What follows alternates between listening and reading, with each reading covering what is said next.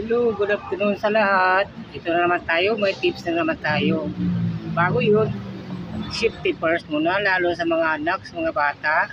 Ilayo po, lalo itong mga chemicals ito ay direct, sobrang delikado. Ito po. Usapan natin ngayon yung tungkol po sa pagbuno. Ang ipakita ko sa inyo ngayon ay kudlim lang po kung mayroon tayo dito. Ayan. Yan po 9, 45 at saka 15. Yan. Ang ibig sabihin ng 9, kudlim po yan ay 9. Sa abono po yan ay nitrogen.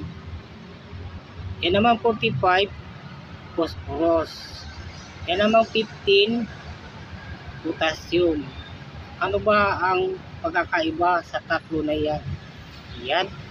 Pagka po gusto nyo magpailaw dyan, ilawan nyo. At saka tapusin nyo ito kasi kung importante po ito kung may mga halaman kayo dyan. Ito po, yun. Sige, babalik na tayo. Dito, yan naman ang ibig sabihin ng kudlim yan ay nitrogen. Ang nitrogen, ang trabaho niyan ay bawat isa niyan ay may trabaho. Isa-isahin natin. Yung nitrogen na yan, yung 9 kudlim ay nitrogen. Ang nitrogen kasi, ang trabaho niyan ay sa ugat. Pinadami niyang ugat.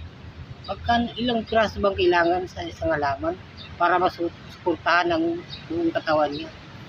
1,000 na roots ang kailangan niya. Okay. Yung 45 naman, phosphorus. Ano ba ang trabaho ng phosphorus? Okay, maganda talaga. Ang phosphorus naman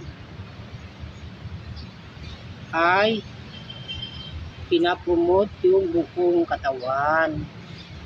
Isa po yan. Yung 45, kaya mataas po ang number niya.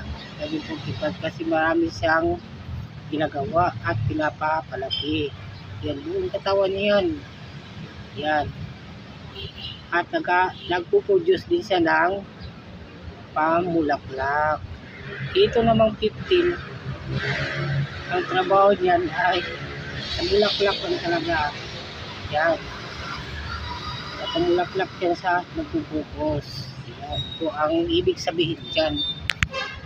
Ang nitrogen kasi, pag may tatlong food tayo ibibigay, ang nitrogen may 46, 0 ang phosphorus, 0 naman ang potassium.